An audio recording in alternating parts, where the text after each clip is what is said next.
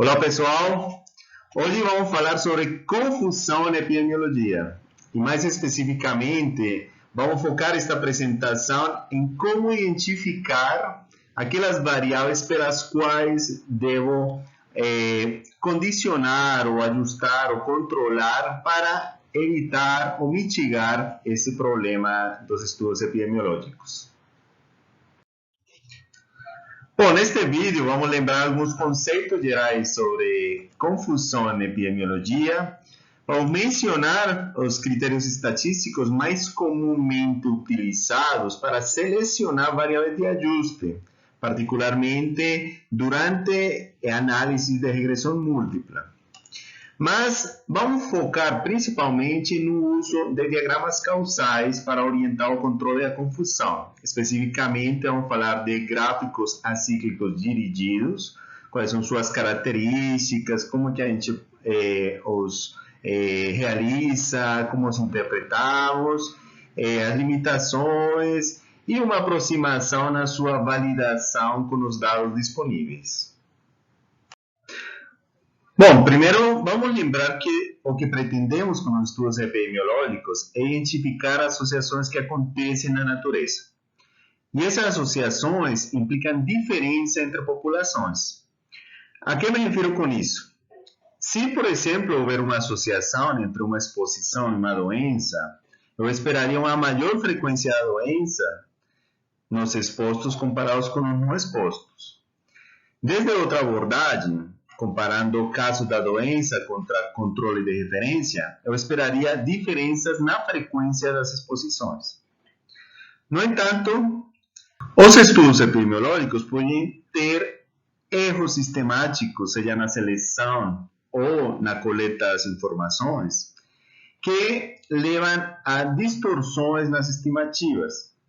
Esses vieses não se consertam aumentando o tamanho da amostra.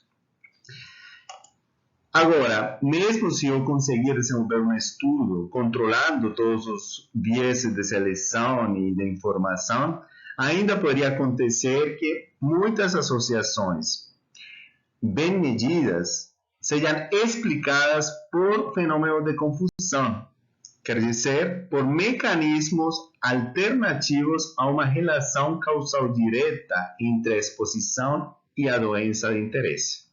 Vamos tomar um exemplo que eu utilizo com frequência, e é a pergunta de se café é um fator de risco para câncer de pâncreas. Pelo que eu sei, café não causa câncer, mas é possível que algum estudo epidemiológico bem desenvolvido, sem vieses importantes de seleção ou informação, encontre que pessoas que tomam muito café tem uma maior frequência, uma maior incidência de câncer de pâncreas. Mas essa associação, mesmo que seja factível encontrar na natureza, né, na comunidade, é muito provável que seja explicada por algum mecanismo alternativo a que café seja uma causa direta de câncer, né?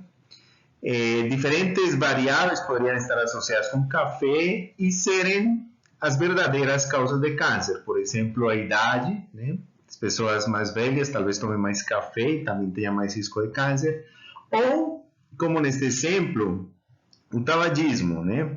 Sabemos que pessoas que fumam com maior frequência tomam café e talvez vice-versa, né? Então, poderia existir uma associação entre café e alguma outra variável, alguma outra exposição, que realmente seria a causa de câncer, né? Neste caso, esta variável com frequência, né, o tabagismo com frequência, a gente chamaria ele como fator de confusão.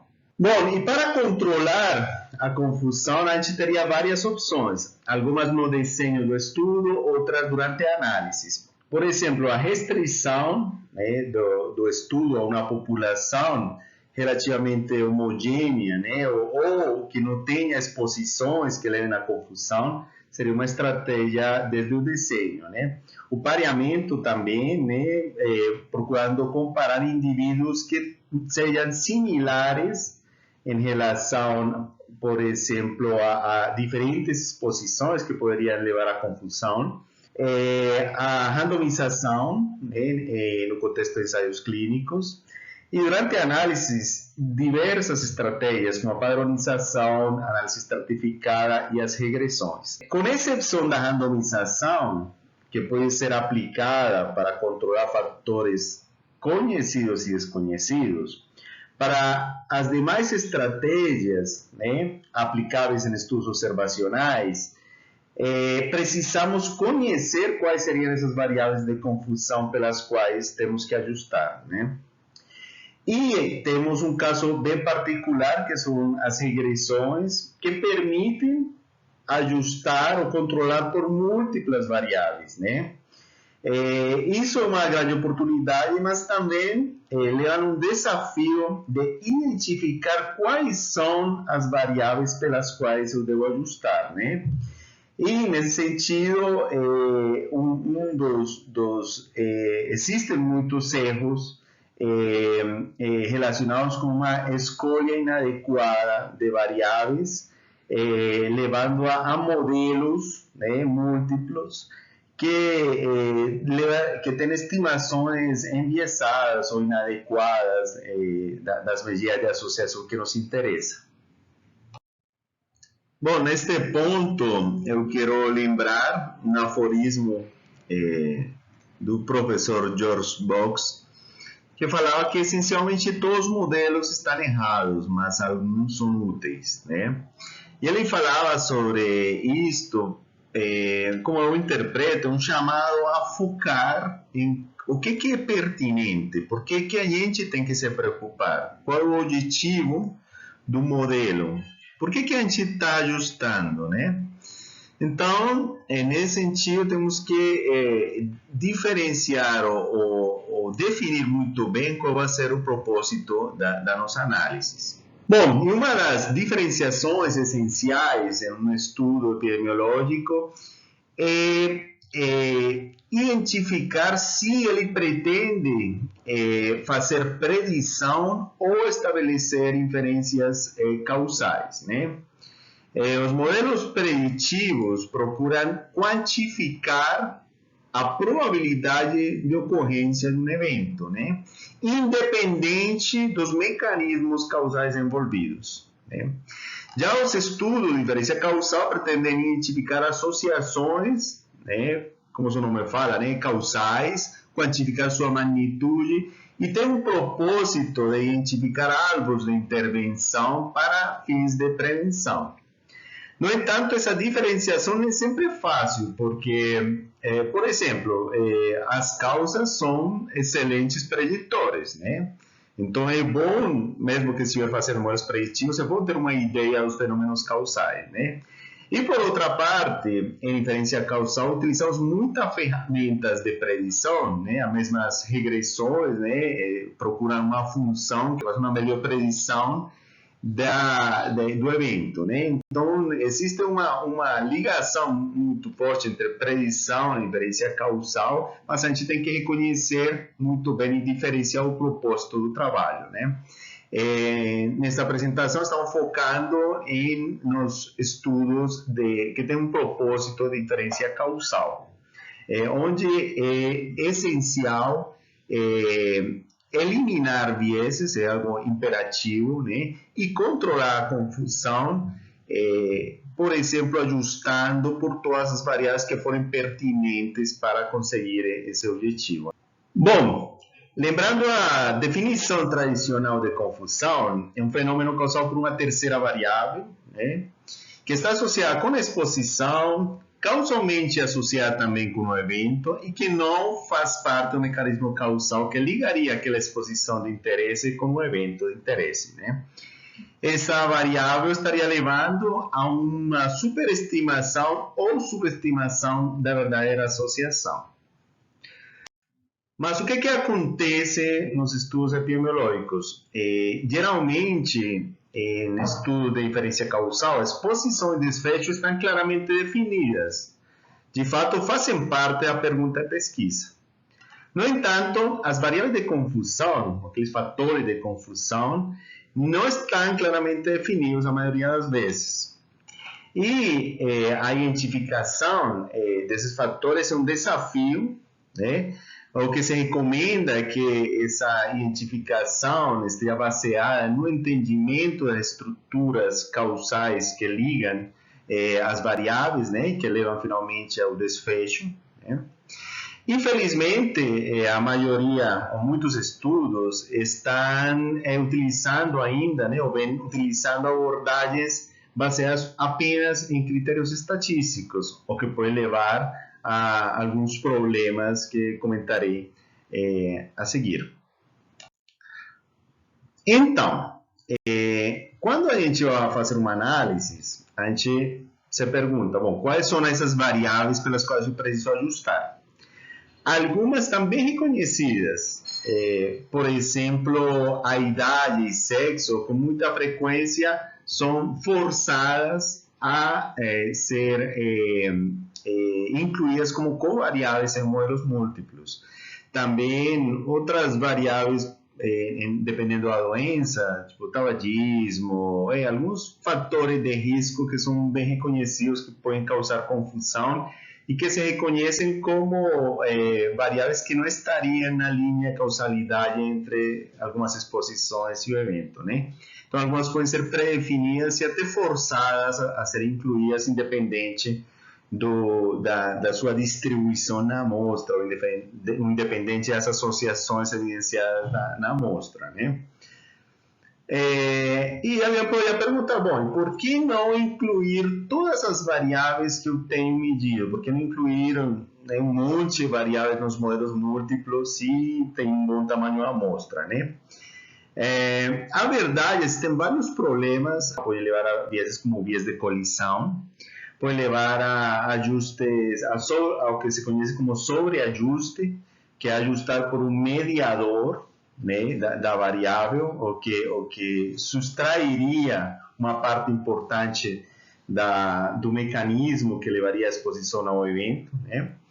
E algumas consequências estatísticas, como a inflação dos estimados, a colinearidade, né, que são fenômenos associados a incluir variáveis que estão, por exemplo, muito correlacionadas, que estão medindo praticamente a mesma coisa, né? Então, existem várias razões, algumas conceituais e outras estatísticas, pelas quais ajustar por muitas variáveis, sem um bom critério conceitual, poderia levar a importantes problemas. Existem algumas estratégias estatísticas para selecionar as variáveis. Uma delas é o que se conhece como o stepwise manual ou automático baseado no valor de P. É muito frequente, provavelmente você já lera muitos artigos que comentavam que falavam nos métodos que eles selecionaram os valores de P, selecionaram as variáveis a serem incluídas no modelo com base no valor de P. Por exemplo, aquelas com P menor de 0,20 na análise univariada, univariável, aliás, e que for incluída, e que quando incluídas mantiveram esse valor de P baixo, ficavam no modelo. Quando aumentava o valor de P, eram retirados do modelo, etc., né? Esse é um critério. Outro critério é o de mudança no estimado. Então, quando a covariável, né, ou a variável de ajuste foi incluída no modelo e mudou a medida de associação de interesse, né, mais de 10%, então deixo a variável, né? Se não muda, então retiro porque não mexeu com a medida de associação. Outra estratégia, um pouco mais sofisticada, né, ou mais complexa, é checar se a variável de ajuste cumpre com as características de confundidor. Quer dizer que está associada com a exposição, com o evento, significativamente, e incluí-la no modelo, né?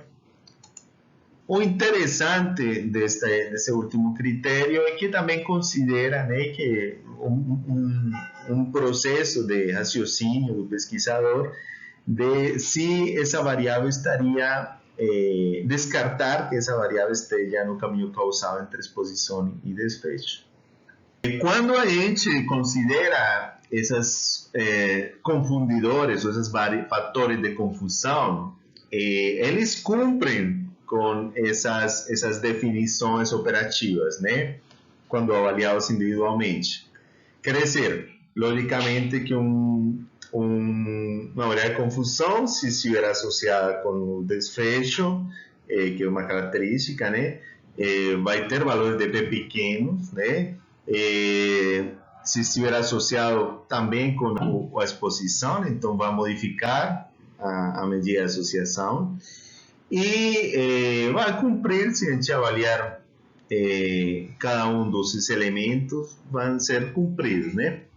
No entanto, na prática, essa definição pode ser insuficiente e realmente a decisão de controlar ou não por uma variável deve ter um suporte conceitual, né? O fenômeno de confusão deve ser avaliado de forma integral, considerando todas as variáveis relevantes.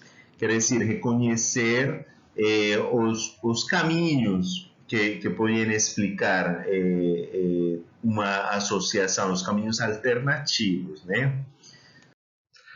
Bom, e então, para orientar essa identificação de variáveis de confusão ou fenômenos de confusão, temos os diagramas causais. A verdade, eu vou me referir mais especificamente aos gráficos acíclicos dirigidos ou DAGs, né?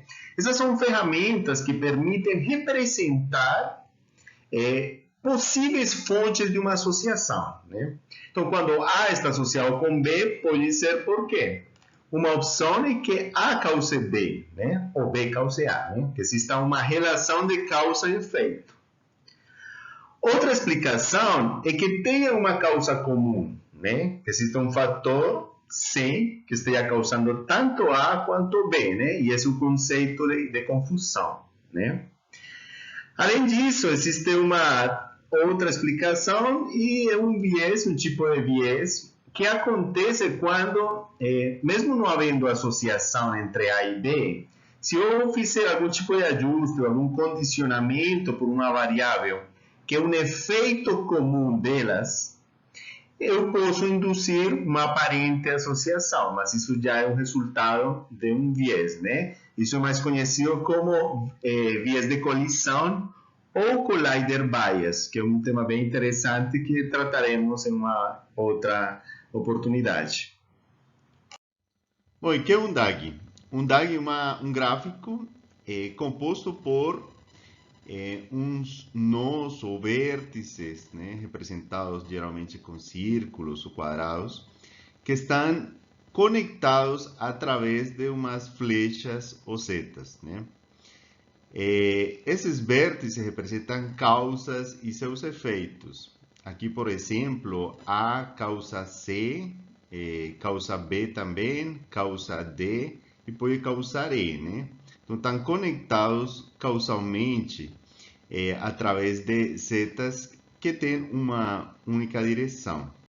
No contexto de um diagrama causal, a confusão se definiria como uma situação na qual uma associação entre exposição e desfecho inclui um componente não causal atribuível a eles terem uma causa comum não controlada, né? Este seria um exemplo ou uma representação bem simples do que seria uma confusão em um gráfico acíclico dirigido, que tem uma exposição de interesse, um desfecho e uma causa comum. Essa seria a representação típica do fenômeno de confusão, né? Que implica a existência de um mecanismo alternativo desde a exposição e o desfecho. Seria um mecanismo que começa com uma zeta que chega por atrás da exposição. Bom, numa definição clássica, a gente falaria que tabagismo é a variável de confusão, né, nesta figura, né, porque causa câncer, ou está causalmente associada com câncer, né, e aí teríamos uma uma flecha, uma seta que começa em tabagismo e termina, né, está dirigida ao evento, né, aqui câncer, né?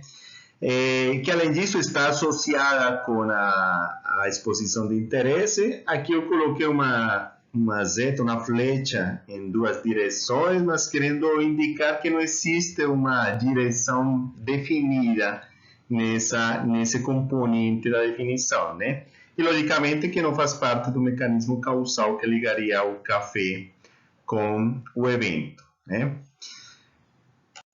Já na definição baseada no DAG, a gente teria que esse fator de confusão estaria associado causalmente, né, com a exposição, e que seria uma causa comum tanto desse evento como da exposição, né? Então, aqui nesse caso, as setas sairiam da variável de confusão, orientadas tanto à exposição como ao evento, né? Bom, mas aqui nesse caso a gente podia questionar, né? A gente podia falar, olha, peraí, mas tabagismo não causa café, né? Talvez até alguém poderia pensar, por que não pensar que é o café que leva a que as pessoas fumem, né? Ou, melhor, né, eu preferiria falar ou explicar que haveria um outro fator, talvez um condicionamento emocional, talvez uma questão de hábito, má costume, ou uma questão contextual, que faz com que tanto o café como o tabagismo coincidam muito, tenham uma coexistência, ou que com muita frequência estejam juntos, né? Nessa situação, o DAG permite incluir outros fatores que poderiam ser a origem, né, ou a causa comum dos fenômenos envolvidos, né? No exemplo que estamos comentando, que o tabagismo é causa de câncer, que café é a variável que estamos avaliando como exposição de interesse, e que consideramos que poderia haver um outro fator, uma causa comum, tanto da exposição, ou que esteja associada com a exposição, e com o mecanismo que está mediado pelo tabagismo, né? Então, mesmo que não seja medida, podemos incluir uma variável que estaria sendo a causa comum e que estaria configurando o conceito de confusão que consideramos quando utilizamos DAGs para representar esses fenômenos. Temos alguns termos que utilizamos nos DAGs, como caminho, que é uma sequência de flechas que conectam uma exposição e um desfecho. E esses caminhos podem ser dirigidos quando a sequência de flechas segue no mesmo sentido. Ou podem ser caminhos da porta aos fundos, ou da porta de atrás, ou backdoor path, que começam com uma ponta de seta em direção à exposição de interesse. Bom, aqui teríamos um exemplo bem simples, envolvendo 3 variáveis. Se a gente quisesse avaliar qual seria o efeito da idade sobre a mortalidade, a gente encontraria que teríamos 2 caminhos que conectariam essas variáveis. E os 2 caminhos seriam dirigidos, né? Um deles seria um efeito direto entre idade e mortalidade, que está aqui em cima. E outro seria esse outro efeito que estaria mediado pela doença renal crônica, né? Agora, em outra avaliação, ou em outro estudo, poderíamos ter interesse em saber qual é o efeito da doença renal crônica sobre a mortalidade. Aqui teríamos também 2 caminhos que conectariam essa doença com mortalidade. Um que seria direto, né? Que seria talvez o de interesse nesse estudo, mas haveria um outro caminho que seria um caminho da porta de atrás, né? Ou da porta aos fundos, que passaria por idade, né? Que começa com uma seta que chega por atrás a doença, mas que passa por idade e finalmente conecta também com mortalidade, que seria então um caso ou uma explicação de um fenômeno de confusão, nesse caso, que seria um fenômeno de confusão atribuível à idade. E, bom, uma vez identificado esse fenômeno de confusão, podemos controlá-lo de diferentes formas, seja restringindo, estratificando, fazendo análise de regressão, né? Esse condicionamento bloqueia esse mecanismo. Então, graficamente, a gente pode interpretar como que esse mecanismo alternativo, que seria a confusão, está sendo bloqueado graças a que foi condicionado, foi feito um condicionamento dessa variável, seja pela estratégia que a gente escolher, né, ou que for factível de fazer. Uma coisa importante, bem interessante dos DAGs, é que eles permitem identificar quais seriam os pontos-chave para fazer controle, né? Por exemplo, aqui neste caso, que a gente sabe que idade é uma causa comum de mortalidade e da exposição, doença renal crônica. Mas por que estaria associado de forma alternativa com mortalidade? Por múltiples razões. Doença cardiovascular, demência, problemas neurológicos, câncer, etc, etc, né? Uma coisa interessante é que, segundo este DAG ciber completo, e aqui estiverem incluídas todas as variáveis pertinentes, né? Poderíamos entender que, ou assumir que só ajustando por idade, ou só condicionando por idade, a gente já bloquearia todos estes mecanismos alternativos da associação de interesse, né? Bom, os DAGs também permitem diferenciar o que é a confusão de outros fenômenos, né? Por exemplo, imagine uma situação na qual uma exposição pode causar um evento, não só diretamente, mas através de uma outra variável, né? Nesse caso, essa terceira variável a gente chamaria de mediador, né? Que não teria as características de uma variável de confusão, né? Porque não existiria uma causa comum, né? Que estivesse ligando a exposição e direta ou indiretamente o evento, né? Mas que seria parte dos mecanismos que levariam da exposição ao desfecho. Nesta situação, eu não deveria ajustar ou controlar por esse mediador, porque subtrairia, né, ou diminuiria a magnitude da associação que realmente existe entre a exposição e o evento, né? Quer dizer, esse mediador está contribuindo ao efeito total da exposição sobre o desfecho, né? Então, vamos ver aqui um exemplo. Imaginem um estudo no qual a gente quer avaliar o efeito total entre a inicidade e a função renal, né? Ou a alteração na função renal, né? Sabemos que problemas como a obesidade podem estar associados com esta variável, com esta exposição da inicidade, né? Então, através da obesidade, a inicidade pode ter também um efeito sobre a função renal, né? Nesse caso, seria errado ajustar por obesidade se a gente quer conhecer o efeito total da inicidade sobre a função renal ou sobre a diminuição ou alteração na função renal. Unicamente a gente faria um ajuste desses, né, por um mediador em análises específicos de mediação, né, quando a gente quer identificar, por exemplo, qual seria o efeito direto, né, entre inicidade e função renal, que não seria mediado por obesidade, mas isso seria uma situação diferente, né, e seria um tema à parte. Bom, então aqui temos alguns exemplos, né, para a gente praticar. Se quiserem, podem pausar, né, a apresentação e pensar, responder aqui esta pergunta, né?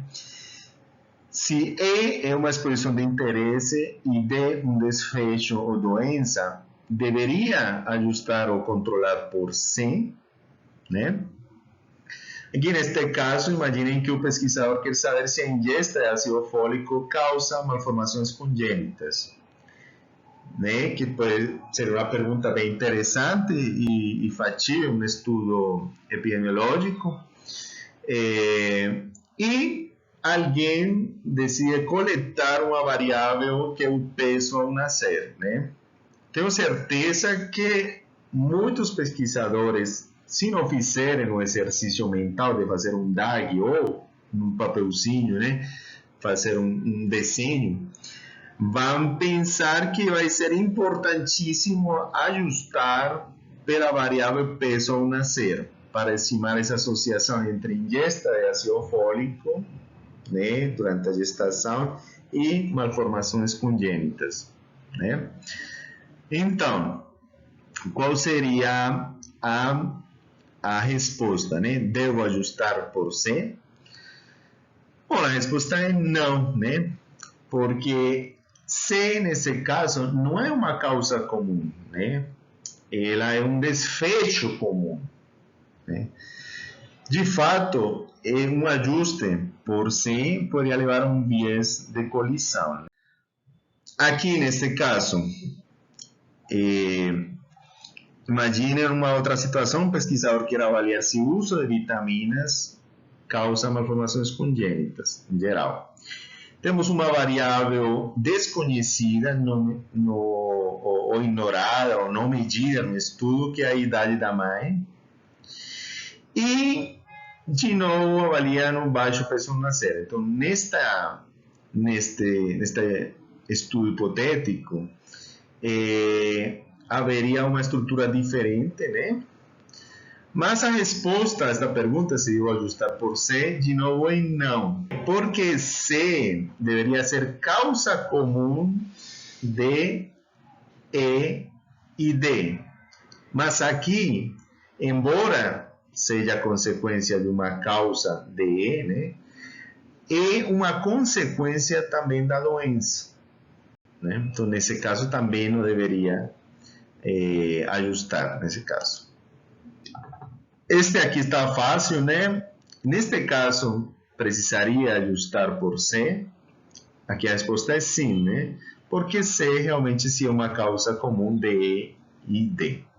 Neste caso aqui, imagine uma variável não medida que causa E, que causa C, e C também é causa de D. E estamos querendo saber se E causa D, né? Neste caso, sim, deveria ajustar por C, porque ajustar por C bloqueia um mecanismo alternativo pelo qual E estaria ligada com D, sendo que neste mecanismo alternativo, estas variáveis sim estão causando D e também E. Então, existe um mecanismo onde está envolvido uma causa comum. Mais ou menos o exemplo que eu comentei de café e câncer, e C, que seria tabaquismo, né, tabagismo, e uma causa comum ignorada ou não medida, que tem a ver com hábitos, com condicionamentos emocionais, etc. Então, neste caso, sim, seria pertinente ajustar por C. Bom, os DAGs que apresentei agora são bem simples, né? Mas quando você começa a estudar mecanismos envolvidos no evento, e você vai encontrar muitas variáveis geralmente. Então, os DAGs acabam sendo coisas muito, muito complexas, né? Com dezenas de variáveis, até centenas de flechas.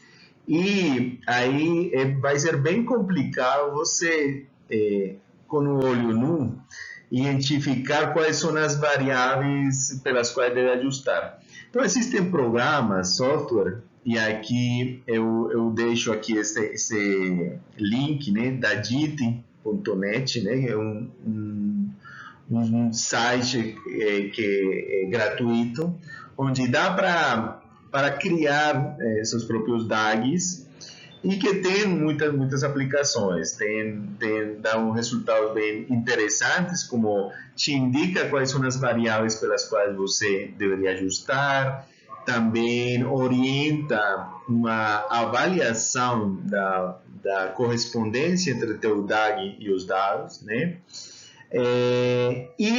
Ou também resulta em um desenho bonitinho para apresentar, acompanhar as tuas publicações. Então, aqui temos um exemplo hipotético de uma pesquisa na qual foi avaliado se condutas sexuais de risco, que aqui eu chamei risky sex, estariam associados com a infecção por vírus de hepatite C. Vamos assumir que nesse DAG a gente já incluiu todas as variáveis pertinentes, né? Mas está longe disso, né? Mas aqui, para esse exemplo hipotético, imaginemos essa situação. Então, pensemos que um fator importante é o uso de drogas ilícitas, que leva a que muitas pessoas compartilhem agulhas para utilizar drogas intravenosas, e isso poderia ser causa de vírus de hepatite, de infecção por esse vírus, né? O uso de drogas ilícitas também pode motivar, promover condutas sexuais de risco e estar associado, então, também com infecção através desse mecanismo. Além disso, esta exposição, né, também poderia levar a sofrer acidentes, por exemplo, de trânsito, que levem a que precisem as pessoas transfusões, né? E essas transfusões, em um tempo, né? Imagina alguns anos que não faziam muitos controles das donações, né? Poderiam também ser causa de adquirir infecções por esse vírus, né? No entanto, as transfusões também poderiam ser necessárias para tratar doenças que se caracterizem por anemia crônica, né? Então, vamos assumir, né, este seria um exemplo de um DAG que incluiria um grupo de variáveis que seriam interessantes para considerar essa estimação entre esta exposição, que neste site se representa assim, em verde com um triangulinho, e o desfecho, que geralmente se representa também assim nesse site. Bom, e aqui temos uma imagem do site da DIT com nosso exemplo de DAG. Tem várias ferramentas interessantes, até um manual de como fazer e alguns exemplos. E eu quero chamar a atenção a esse resultado aqui, que é o principal, né, resultado desse DAG, é que oferece os sets de variáveis mínimas pelas quais eu devo ajustar para estimar a associação de interesse, né? Neste caso, entre as condutas de risco e a infecção pelo vírus de hepatite C. Então, olhando o DAG, a gente pode facilmente deduzir que temos dois mecanismos alternativos e que, bloqueando, por exemplo, pela variável compartilhar agulhas e acidentes, já bloquearia os mecanismos alternativos, né? E, de fato, a primeira opção que o site oferece para esse DAG, primeira opção de ajuste, é essa mesma, acidentes e compartilhar agulhas. Então, ajustando por essas variáveis, né?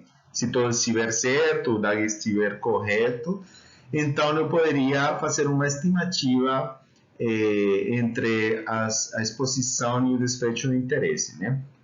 Mas também poderia optar por ajustar por compartilhar agulhas e transfusões, seria outra alternativa, né? E aqui é exatamente essa segunda opção que aparece nesse programa, né? Finalmente, uma coisa que podemos deduzir nesse caso é que esses dois mecanismos alternativos têm um ponto em comum, e é que são as drogas ilícitas. De fato, é a variável pela qual chegaria, né, pela porta dos fundos, né, esse caminho à exposição de interesse, né? Então, se eu bloqueasse esta variável, né, eu bloquearia esses dois mecanismos alternativos. E, de fato, essa é a última opção que aparece no site, né? Qual seria dessas três alternativas a melhor para ajustar? Então, se o DAG estiver certo, se ele incluiu as variáveis pertinentes, os caminhos, as setas que eram necessárias e adequadas, pertinentes, bem suportar no conhecimento, qualquer uma dessas opções deveria levar a uma estimativa válida. Mas uma das limitações dos DAGs é que não podemos ter absoluta certeza disso. Que coisas poderíamos fazer? Bom, existem algumas abordagens para avaliar se esse DAG está de acordo ou faz sentido, ou pelo menos é consistente com os dados que a gente tem. E nesse sentido, eu recomendo que pelo menos se avaliem o que se conhecem como implicações testáveis, ou as implicações testáveis de independência. O que é isso, implicações testáveis, né? Bom, a gente já observou o que é um DAG, né? E a gente pode ver que contém relações entre algumas variáveis, mas também não contém algumas relações entre algumas variáveis que não deveriam estar associadas. Essas variáveis, entre as quais não existe uma associação, poderão ser objeto de avaliação, né, se realmente são independentes, né? Se forem testáveis, né, essas implicações de independência permitem avaliar que tão consistente é nosso DAG com os dados disponíveis. O DAG que a gente desenhou,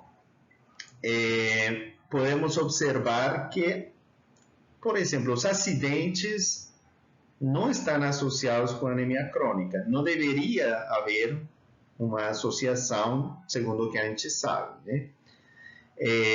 Então, uma implicação testável seria que acidentes é independente de anemia crônica.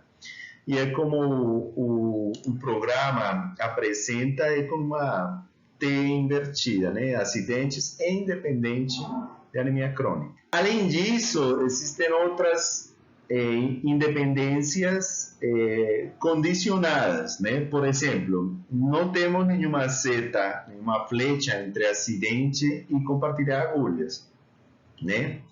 Mas estariam talvez associadas através de drogas ilícitas, talvez, né? Mas se a gente ajustasse por drogas ilícitas, não deveria haver uma associação entre elas. Isso como se apresenta? Se apresenta o programa apresenta um resultado tipo assim: acidentes é independente de compartilhar agulhas, né?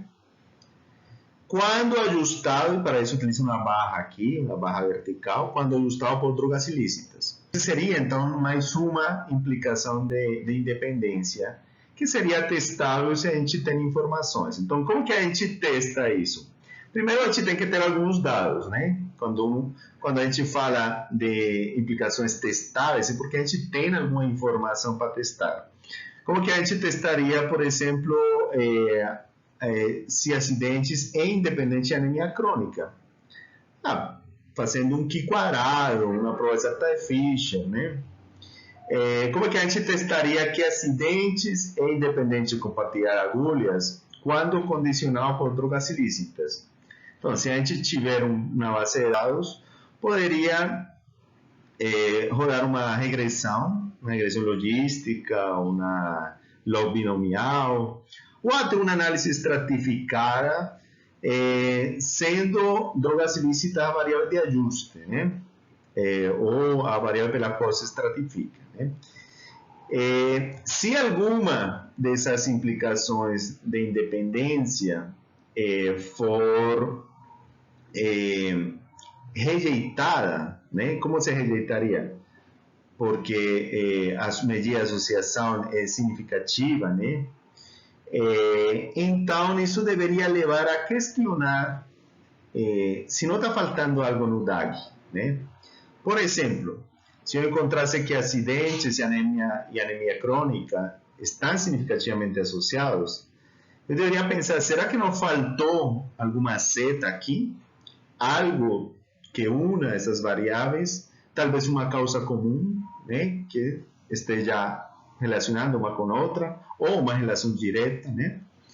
Então, esse processo de avaliar essas independências é importante para determinar se o DAG está sendo consistente com o que a gente está vendo nos dados.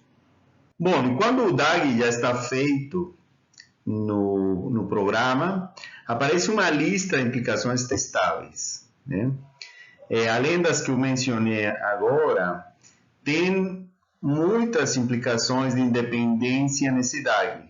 Geralmente essa lista é longa, muitas vezes dezenas e centenas de implicações testáveis. Isso porque geralmente nos estudos epidemiológicos consideramos muitos fatores e muitas vezes eles não estão ligados diretamente com setas, né? Com vias causais diretas. Nesses casos que a gente tem muitas implicações testáveis, devemos ter cuidado com as múltiplas comparações. Quer dizer, para rejeitar uma implicação de independência, a gente considera o valor de P. Mas o nível de significância que a gente usa geralmente não é aquele de 0,05. A gente geralmente ajusta esse nível de significância considerando as múltiplas comparações, utilizando métodos como, por exemplo, Bonferroni ou Hall-Bonferroni. Bom, e como é que utilizamos agora o DAG, né? Vamos assumir que a gente elaborou o DAG, que não rejeitamos nenhuma das implicações de independência, que estamos satisfeitos porque incluímos todas as variáveis pertinentes e as relações pertinentes entre as variáveis, né? Então, como eu falei, o resultado principal são os sets de variáveis mínimas pelas quais eu devo ajustar. Também, como mencionei, se tudo está bem, qualquer um desses sets é válido, né? Ou as estimações ajustadas por qualquer um desses sets seriam estimações válidas, né? Minha recomendação é que façam as estimativas com cada um desses sets de covariáveis. E podem fazer uma tabelinha como essa que temos aqui para o exemplo hipotético que estamos trabalhando, que poderia ter essa estrutura, né? Associação entre conduta sexual de alto risco e prevalência e infecção do vírus de hepatite C, né? Se for um estudo de prevalência, se for incidência, seria talvez incidência ou risco de infecção. E apresentar a medida de associação, seja numa tabela ou numa figura também, podemos utilizar uma figura, mostrando cada uma das estimativas, né? Aqui, por exemplo, estamos vendo que não existe uma grande variação entre as razões de prevalência, que seria a medida de associação escolhida nesse caso, né? Temos uma diferença pequena, né? Menos de 10% de variação entre as estimativas, né? Então seria um resultado bastante consistente através das diferentes opções de ajuste. Aqui, geralmente, numa tabela como essa, eu coloco um asterisco indicando que as razões de prevalência, como que elas foram obtidas, né, estimadas, usando, seja, regressão logística, log binomial ou população robusta, né? dependendo, logicamente, do desenho, da medida de associação que a gente quer estimar, etc.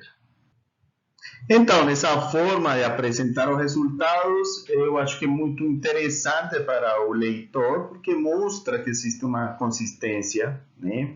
Que a medida de associação é robusta, né? Se mantém independente do set de covariáveis. De alguma forma, também uma validação do mesmo DAG, né?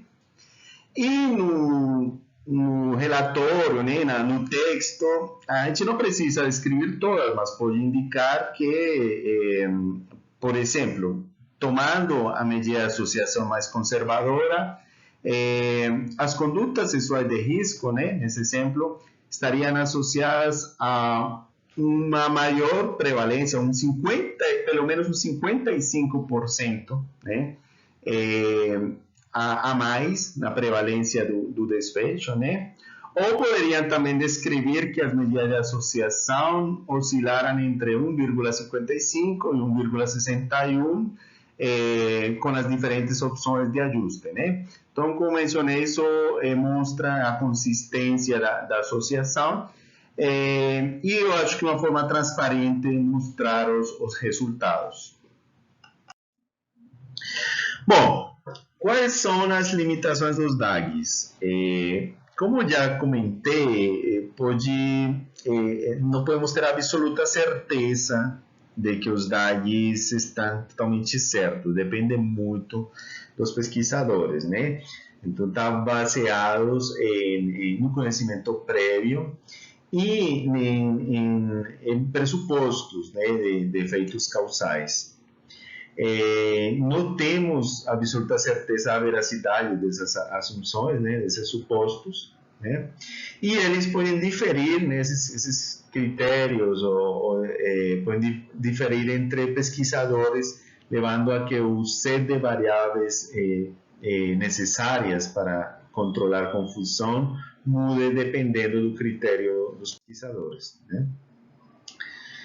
Bom, finalmente eu quero falar que na busca de fatores de risco para um desfecho deve haver um exercício de identificar os fatores segundo suas características. É muito importante utilizar ferramentas como os DAGs para elaborar uma estrutura conceitual e orientar tanto o desenho como a análise dos estudos.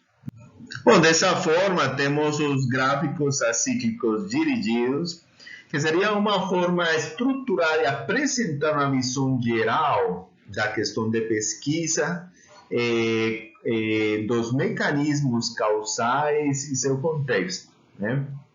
É uma forma de tornar explícita o que conhecemos, toda a teoria conhecida sobre o assunto de pesquisa que nos interessa. Bom, e o trabalho não acaba aí, né? Essa é uma parte muito importante, identificar quais seriam as variáveis relevantes por quais deveria ajustar, né?